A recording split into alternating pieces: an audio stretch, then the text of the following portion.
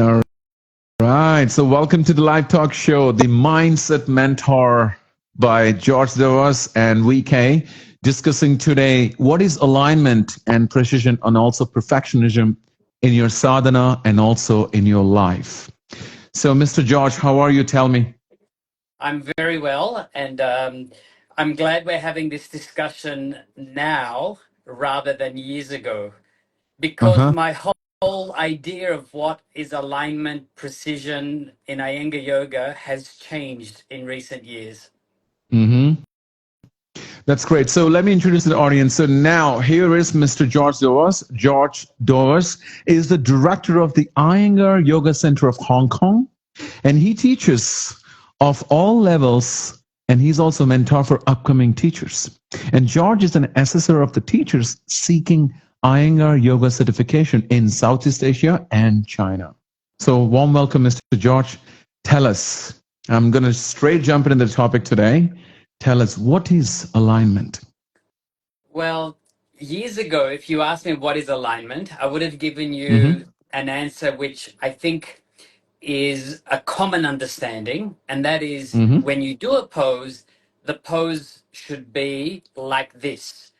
This should be in line with that. Your hand should be in line with your shoulder. Your right foot should be 90 degrees this way. Your left foot should be 45 degrees that way. Mm-hmm. Now, that concept is not what I believe to be alignment anymore. And my re-understanding or my awakening has come largely from the son of Yogacharya BKS Iyengar, Mr. Mm-hmm. Prashant Iyengar. Mm-hmm. He has he has been urging us to relook at what really is Iyengar Yoga. What is it really that Mr. Iyengar has been teaching us? And what it is a method, a practice for us to be engaged in the realm of Patanjali Yoga Sutras. So, for the viewers who may not know what Patanjali Yoga Sutras is, it's the iconic or canonic text that is the precept from which yoga comes. Patanjali, thousands of years ago, gave us a methodology for the practice of yoga. It consists of 8 parts. We call them limbs. And what Guruji's, when I say Guruji, I mean Guruji BKS Iyengar, what Guruji's method allows us to do is to understand this 8-part or 8-limbed system called yoga. So when it comes to alignment, what alignment really is a means for us to study. Mm-hmm. And what we're really studying is ourselves and our awareness. It's a study on awareness, and alignment is one tool. It's not the only tool. Now, alignment is not a fixed thing, like it has to be like that. Mm. But yes, at the beginning when you learn yoga, it appears to be like that.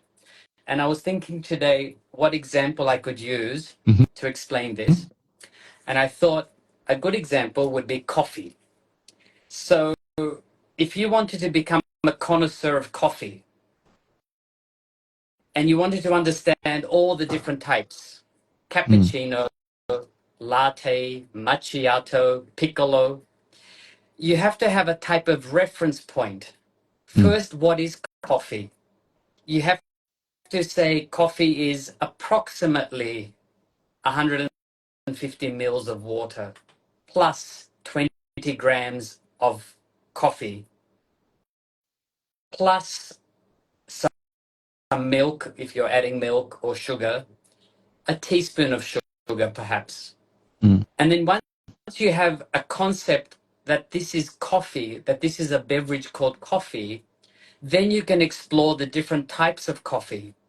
You can say, if I add more water, what happens? If I add less water, what happens? If I add more sugar or more milk, what happens? If I only add a dollop of milk, what happens? And this is how the poses are themselves. They can be customized. The alignment is not fixed, but once we have a sense of a particular type of alignment, then we can have a Mm-hmm. conversation. So when I say triangular pose, Trikonasana in Sanskrit, Mm-hmm. I know, Victor, that you have a concept of what that is. And I have a Right. concept of what that is. And if you were to tell me you had sciatica, I would say the right leg, when you're doing Trikonasana to the right, Mm-hmm. turn it more than 90 degrees. Mm. Okay. So alignment is not to say, Victor, you have to turn your right leg 90 degrees. It's Mm-hmm. given the concept of what is triangle pose, then we can start modifying for different reasons, for different conditions. Mm-hmm. So what I understood is you're trying to create a stability in the practice. Am I right?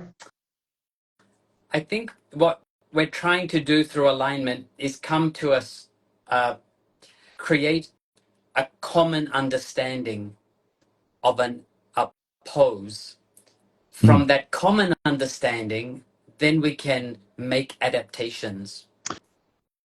Okay. So tell us, when it comes to clarity of the mental body, because let's say right now you talked about the angles, which is great. So the mental is literally manas, the mental body.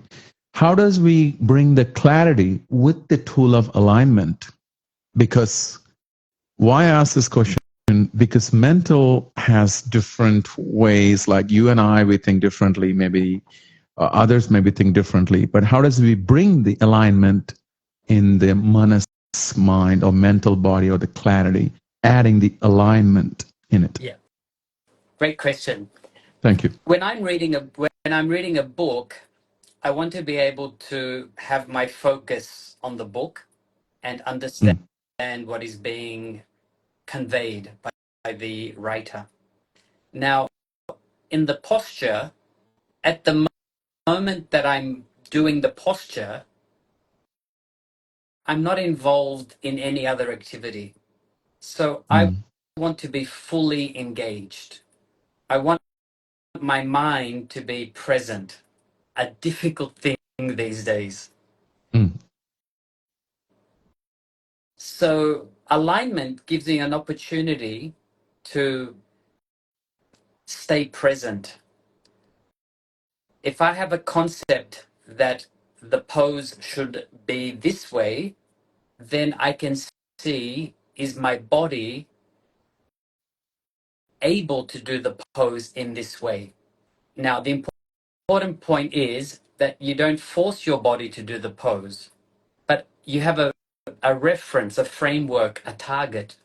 And then this is where props may come in. Okay, I can't do the pose in the way that I want.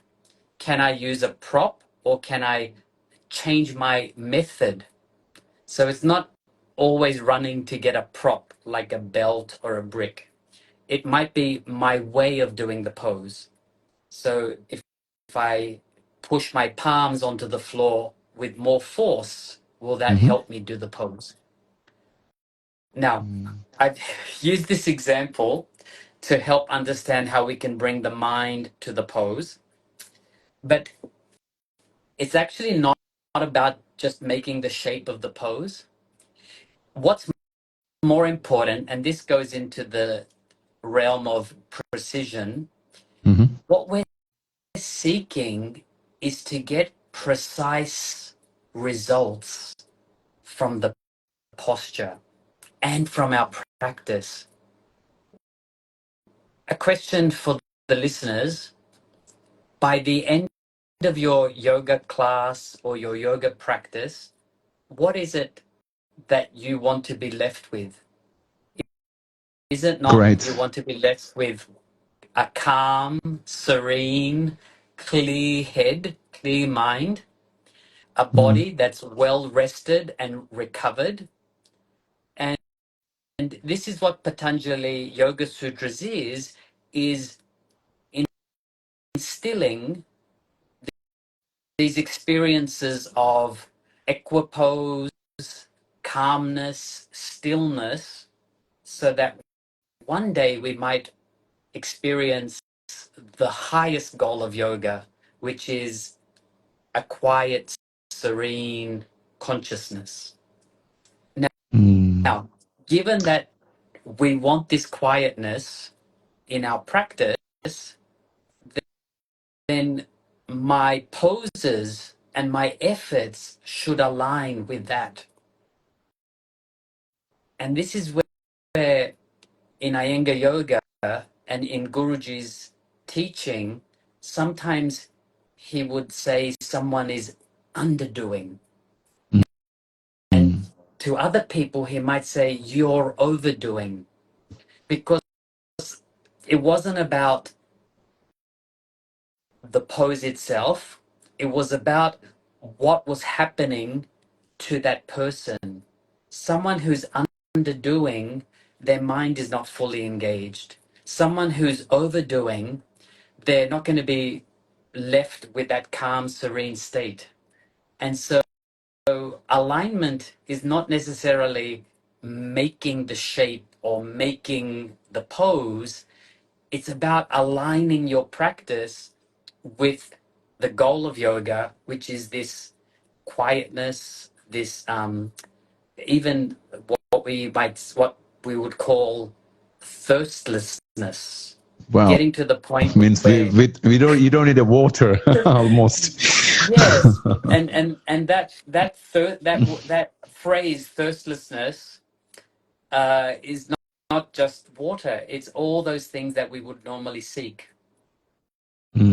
Okay, so let me have another question. So I have understood that stability of not just turning the right foot out as a 19th Trikonasana, but also a little bit of diagonal to create stability, and also the clarity on the mental body manas, what that pose can happen person to person, but not just running to the props or make a shape or look good, which is great. So how does the energetic body plays role with the precision in the practice?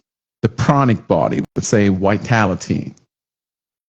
Yeah. So the way I like to explain the pranic body or vitality is our energy is on a Mm-hmm. continuum. On one side of the continuum, we're very relaxed,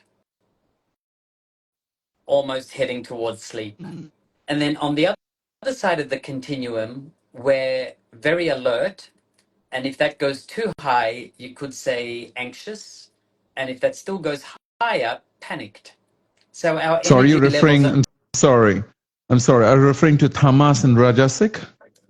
yes, we can look at Okay. it through that lens. Yes, these are Mm, Sanskrit words. okay. Tamasic implies inert energy, Inertia. Yeah. inertia, being still, being held. Rajasic energy is of a fiery quality, of action, of seeking. And in this system of Rajas and Tamas, we also have the balanced state, which is sattvic. Now, when we practice our yoga, what we want are poses that address these energies. So it's difficult to be balanced, or it's difficult to understand what is sattvic unless you've also explored the other ends of the continuum. So it's not incorrect to be rajasic when the pose calls for that. So doing like a handstand, which we call arm balance, Adho Mm-hmm. Mukha Vrikshasana, Vrikshasana. Mm-hmm. it is a pose that requires a type of fiery, action-oriented energy. And it's not wrong for me to experience that and to play with that and to understand that in my practice. But at the same time, a balanced practice, an aligned practice, is where I've also experienced the quietness and calmness of a long forward bend, where I'm resting my head, seemingly doing Paschimottanasana. nothing, like Paschimottanasana. Mm-hmm. And you know, the mind can fight with both of these energies. There are days I don't want to do the arm balance because I'm feeling lethargic. And there are days I don't want to keep my head down. I want to get up and do something. And so this is one way of disciplining or learning about myself. And when I've experienced many days of practice, sometimes on the Rajasic side, sometimes on the Tamasic side, I get a better sense of what it means to have a balance between the two. Mm-hmm. It's difficult. It's difficult to balance hot and cold if you don't know what either of those two things are. Mm. Well, that's great. So thanks for explaining about this vitality, the energy, body, and prana, also a little bit of a gunas. I would like to quote Gita. In Gita, I also mentioned about these gunas. I want to talk about because living in the freedom of the mind, it requires a great balance between these three gunas. We all need it. It's like a morning when you wake up, your mind is sort of and the whole other day when we get out in Hong Kong or moving around, this is like the movement or kind of a very passionate or rajasic.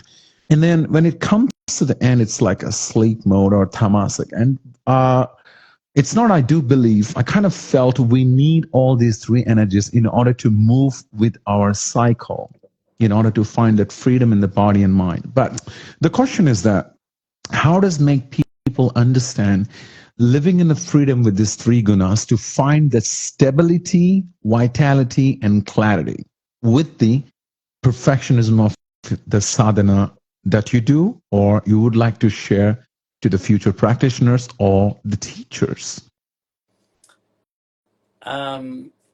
Okay, stability, vitality, and Clarity. clarity. Clarity. Yeah. Um, as a yoga student,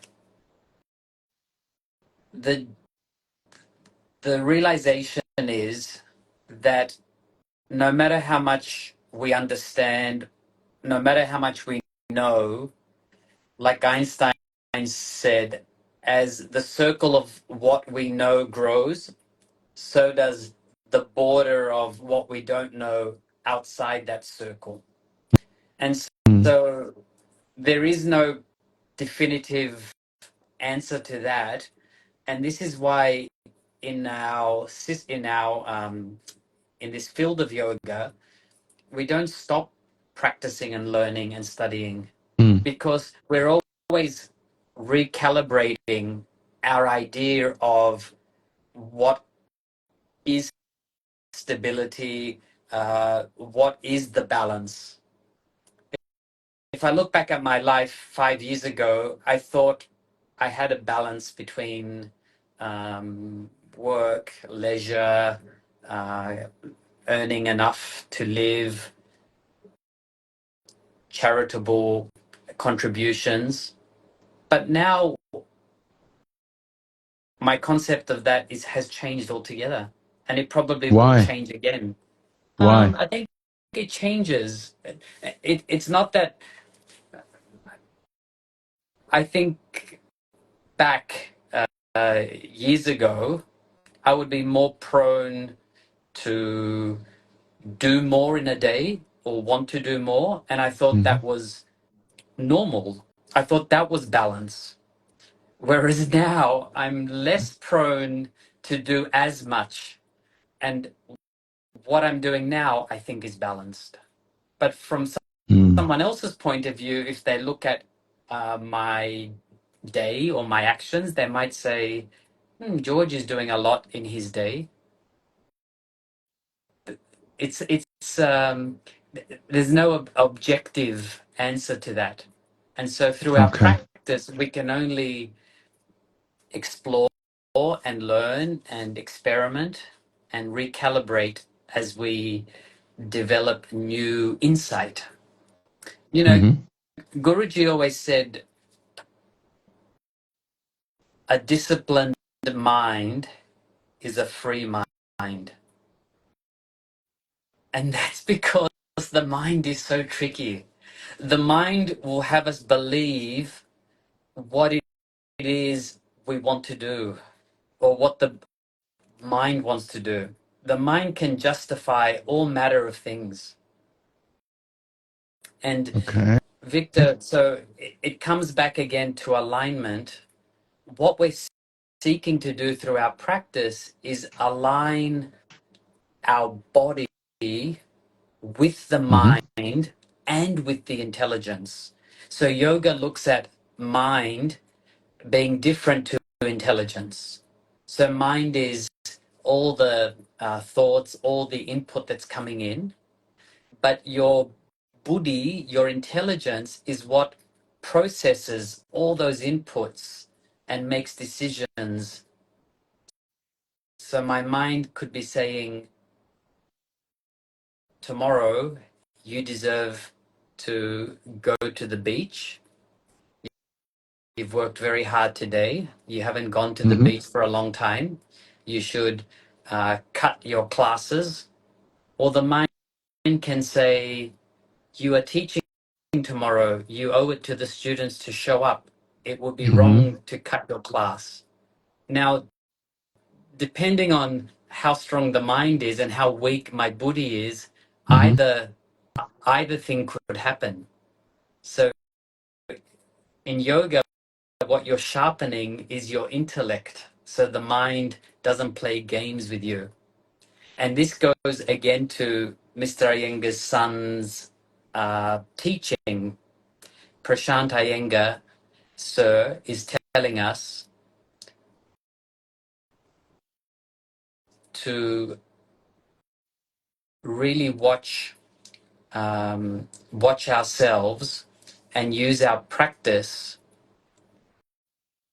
to understand what is uh, dharma or what is our responsibility. And that's different for Mm. everyone. So everyone has their own call in life. Everyone has their own situation. Everyone has their own responsibilities. And this brings forth the point that we should never compare ourselves with other people. And our Mm. practices, our yoga, is to align our energy with Mm-hmm. our responsibilities, Okay. to align our mind and intelligence in order to fulfill our duties. But one thing that's a wonderful sharing about this mindset. I think we're really in the deep conversation. So I would like to quote Gita in chapter 634. And Arjun said, the mind is very restless, strong, obstinate. Oh, Krishna, it appears to me that it is more difficult to control than the wind. So give us, as you added stability, vitality, clarity. Now, I want to talk about this wisdom body, the Vijnana Maya Kosha, or the intellect. How does it's so difficult to control our mind, especially within this? Let's say we're in 2024. I'm not sure in the future who listening to this podcast or the live talk show. Maybe it might be easy for them, or maybe not. So my question is that how do we control the mind because it's so strong than the wind? Sri Krishna responds to that and he says, yes, it's difficult but possible. Correct. Through abhyasa te kontaya. He says, through practice it can be done. I actually read a very interesting definition of what abhyasa is, what practice is, and Mm-hmm. this is in one of Sri Prashant Iyengar's books. Mm-hmm. Let me just read it so I get the quote correct. It is Sure. abhyasa is the resetting of the means thereof with the object of attaining it. So to attain that quiet mind, to stop that restlessness, we have to do abhyasa, practice. And what is practice? The resetting of the means. So this is where the alignment comes into play. If it's not giving you the quiet mind, your practice isn't giving you the quiet mind, you have to change the alignment. You may have to Mm. realign things in your practice to get the result. Um, This is the now, very big work to do for everybody. I think you and I, for every absolutely. folks. It's a Satu Dirgha Kala Nairantira, whatever is the Sat, Patanjali quote. I think you Satkara Sevito Drida Bhumihi. So the full Druda quote Bhumihi. is Yeah. long, uninterrupted, and alert practice is the means to still the fluctuations of the consciousness. So there are three things. It has to be long, it has to be Mm-hmm. uninterrupted, and it has to be, in BKS Iyengar's translation, it says alert. What the way we understand that third aspect, alert, it has to have some sort of devotion. You have to be connected with it. So your Uh, practice can't be this mechanical mm, ritual. I'm just going to do right. these 10 poses every day and that's my practice. Right. So, and also I understood that as a great Druda Bhumihi, it's like Druda, it's like strong or solid, or even great. Bhumihi, it's like earthy, like very great foundation. So it's just my generic understanding. Am I right? That's right. Yeah. The Okay. Bhumi is the foundation. Mm. So why I shared this Patanjali Yoga Sutra because we're on this Gita chapter 6, the Dhyana, the chapter, and then you were giving that answer, that practice abhyasa. And can I add vairagya a little bit in it? Because abhyasa and vairagya, they kind of goes together. They're like a Absolutely. bird has a two wings and your soul reaches. I think you must have read in some Vedic scriptures about this. Would you like to share with us about this abhyasa and vairagya, why it's important as a two wings for the practitioners so you would fly high? Yeah. So earlier I used the expression thirstlessness. And actually, when I said thirstlessness, what I'm actually referring to is the vairagya. The it's commonly translated as detachment, but detachment can have negative connotations. It can give the wrong meaning. Okay, so in the Yoga Sutras, it's saying the means to quieten the mind are Mm-hmm. abhyasa, practice, and Mm-hmm. vairagya, which I'm going to use the expression thirstlessness, not wanting, not always uh, seeking or striving. What about renunciation or the dispassion? Um, see, I think when you're when you're when you're not thirsty, it's not coming from the mind. Mm. You don't choose to be not thirsty. You just are not thirsty. And when you're thirsty, you can't tell yourself, stop being thirsty. And so that's why thirstlessness is such a beautiful English word for vairagya, because Mm-hmm. it's through the practice that it's naturally there should be this not wanting. So it's a state It of being it free? yes, it is exactly that.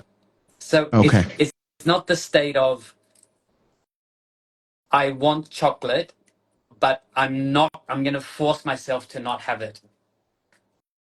That's Mm. not Vairagya. Vairagya is you simply don't think of chocolate. Wow, this is an essence of Vairagya. All right, George. So let us move on to the next topic. So I would like to discuss about this Ananda. Ananda is a bliss body. I'm quoting to one of the our Guruji Iyengars that I recently read on it. Is literally light on life. This talks about the Ananda is like it's almost like the divine for your soul. It's sort of a bliss state in another translation. So if we're adding that alignment, precision, and perfectionism in your sadhana, not only in the yoga practice, also in life, how does we achieve, or for a fraction of a second, or aha moments in the divine body? Where do you ever have this kind of or that kind of a blissful state? And how does it feel, or how do we achieve to have that the divine body, Ananda? I saw a comic the other day. Mm-hmm. Two people. One is Okay. like this, Mm-hmm. and the other one says, "Why are you so happy?" And the other person doing this says, "I don't know why I'm so happy." And for me, it's when I have a day where I just feel good and happy, and I can be kind of bopping down the street with a bounce in my step. For Mm-hmm. me, that's a small hint of the fruit of yoga. Mm-hmm. And the ananda, the bliss, is said to Mm-hmm. be at the core of who we are. So when we're not at this blissful state, it's not that it's something foreign to us, it's there Mm-hmm. within us, but there are other things that are covering our ability to connect with that bliss or that happiness, our worries, Okay. It's a state. our It's a state thoughts. of mind. It's, yeah. There's a very interesting study. The results of the study are interesting, but the title of the study is really interesting. A wandering Okay. mind, Uh-huh. a wandering mind is an unhappy mind. So what this study revealed is that it didn't matter the condition or the situation you were in. What determined your level of happiness was at that moment, were you connected mentally to the activity you were doing, or was your mind wandering? Oh, So so someone, sort of like a samadhi, absorption, right? So absorb yourself, yes. oneness. Mm-hmm. So someone could be ironing the clothes, Okay. but if their mind was on the task of ironing the clothes, they would self-report as feeling happy. Whereas someone could be in a five-star hotel at a Mm-hmm. beach resort, but when their mind was wandering and not present, then they reported unhappy or less happy. So a wandering mind is an unhappy mind. When we when we learn to align our mind with what we're doing, we become happy. We Mm-hmm. get a taste of that ananda. That's great. So the Ananda, so far from your explanation that I understood, is the freedom with the spiritual understanding to have a mindset, rather the looking at the direction of the asana, but following the steps of various, adding the Sri Patanjali, Guruji teachings, and also Guruji's son, and also from your practice, some days up, some days down, some days low. So it's all this what we call like a dharma wheel, You have a different spokes, it moves through you. It's like a cycle. So therefore, it's the state of mind that one should understand and cultivate through this spiritual teaching of great yogic tradition. Am I understood well what you shared just now? Um, yes, but I think whenever we use the word mind, we've got to be careful Okay. because what yoga postulates is that we are something beyond the mind. Okay. And yoga helps us to get in touch with that, which is Are beyond you the quoting mind. Sankhya or Sankhya, maybe like a Ahankara, Buddhi, and go about the Purusha and Prakriti? Correct, yes. Hmm. Yeah. Okay.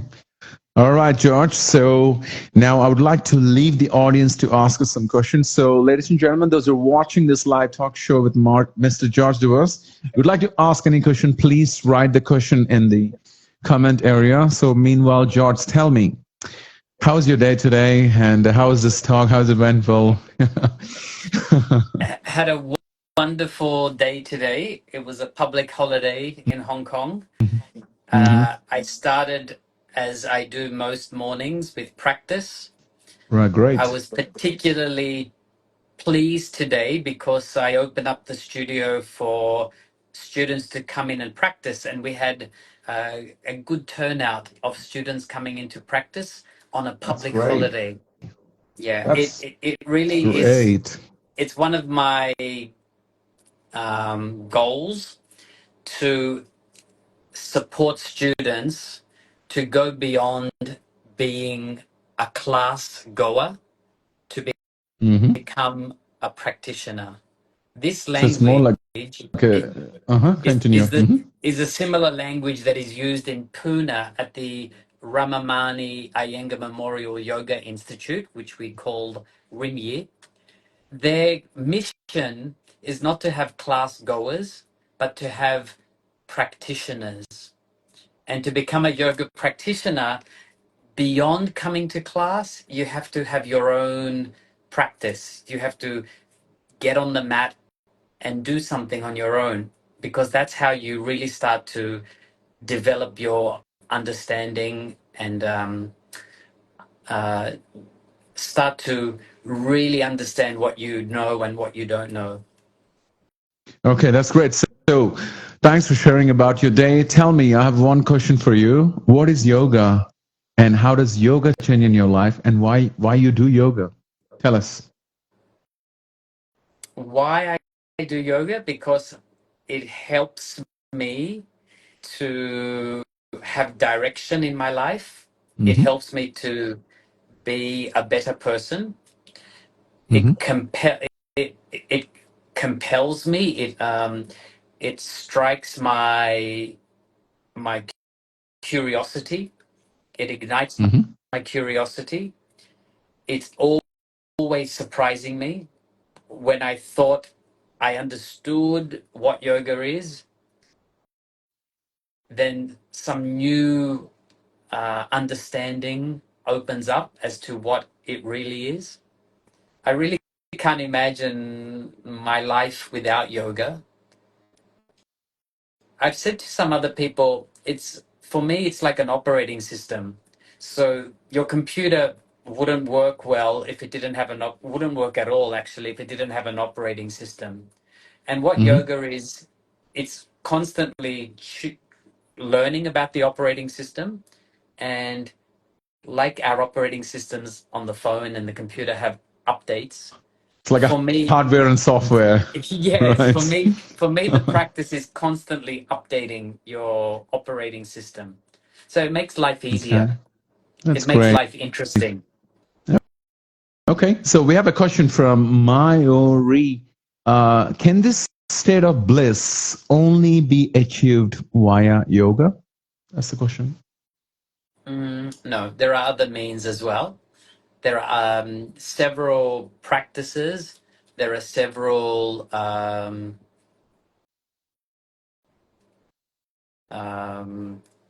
should we say, spiritual methods that can lead to this. Okay, so the next question we have from Imu, and she's asking that how can I tell if my practice is mechanical, and how can I change from that? If the same things are bothering you year after year, you, your practice is likely not having the desired result. So you would want you as a person to change year to year because of your practice. Now, when you change year to year, different things will bother you. Hope that you know you're progressing when the things that bothered you last year no longer bother you, no longer annoy you, no longer trigger you. But being human will find other things that now trigger us or bother us. And so the practice continues. How to get away from that mechanical practice is to set goals or to understand the goal of a practice. So don't make the goal, I have to do this pose necessarily, or don't make the goal, I have to practice for 50 minutes. Although those two goals might be used for a beginner who's learning to practice. Okay. But if you've been practicing for a while, make the goal more in the realm of exploring. How can I make myself quieter today when I'm feeling anxious? What do I need to do? Or how should I change my practice to make myself feel more motivated on the day that I'm feeling less energetic? All right. So thanks so much. Once again, George, I have one interesting question. Give us a few more minutes. In yoga, we're not looking at the classic period or the early Vedic or pre-classic or post-classical period, or even 19th century around like the modern yoga where it started, or now 2024, whereas the postural practice is really in, let's say, a hot cake, if I just may, in a rough way, hot cake, like, hot chocolate or mocha or cappuccino, the hot coffee. People are like willing to buy. The more you better in advanced asana, the posture, the flexible you are, the masculine you are, you're super fit or looking great in the postures. Posting in social media, you get attracted and drawing the students' attention in order to draw them into the class. So my question is, back in the day, it wasn't like this, but why it's now like this? And of course, we evolved. Times have changed. But what is yoga and where is yoga now? The tradition, the great tradition it's at the stake right now, I feel. I don't know. You could answer me. The tradition that we're Mr. losing. Because, yeah, I'm sorry again, because you shared a lot about this, so many great things about the practice and all. But how many people are really understanding this piece or, this modality or bringing this sort of this consciousness in your mindset? Um, I'll restate something Mr. Iyengar's granddaughter has said, Abhijata Iyengar. She said that in the days of T. Krishnamacharya, who was the guru of BKS Iyengar and Patabi Joyce, and the guru of Desikachar, the father and guru of TKV Desikachar. In those days, T. Krishnamacharya was concerned that yoga was becoming commercialized. Okay. And so I think what that points to is that at any period of time, I think there will be a notion that yoga is being used commercially or yoga is not understood fully. And I think that's part and parcel of the nature of yoga. And even myself, I wouldn't want to presume to know yoga fully and understand it. So I don't want to be the person saying, yes, everyone else is doing yoga commercially and not understanding the depth of yoga. And here I am, I'm on the right path because I might also be wrong. So it's one of those subjects that we all have to make our own efforts um, but not separate from each other. So I think these conversations are very valuable. I think it's very important to talk about yoga in addition to learning about yoga, so we can clarify Right. with each other what we each understand yoga to be. And this points to the fact that we all need to have a teacher, because it's very, very easy to go off track without a teacher. Right, because earlier you have given some talks and you talked about a lot of benefits, and also you mentioned ancient science of yoga or the ancient modality is being verified by the modern science, but we are losing somehow.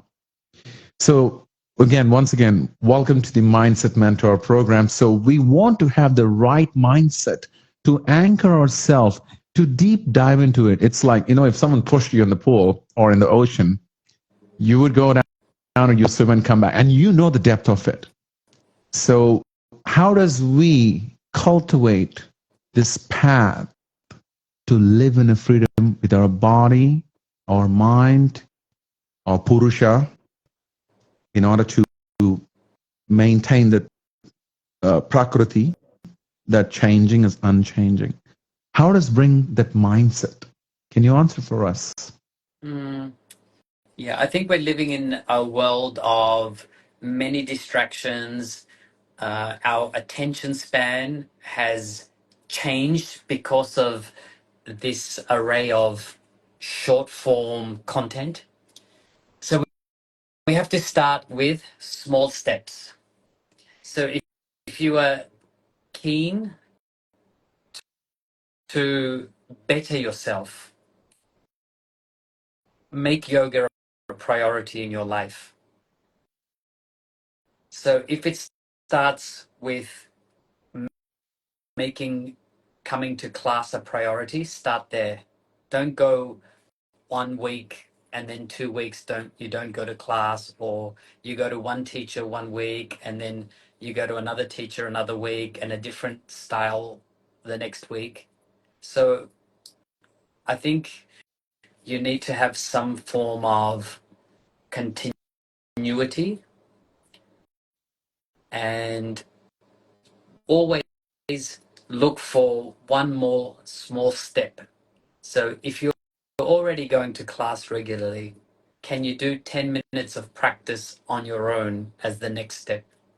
If you're already doing 10 minutes of practice on your own, can you make it 20 minutes? Can it work up to 1 hour?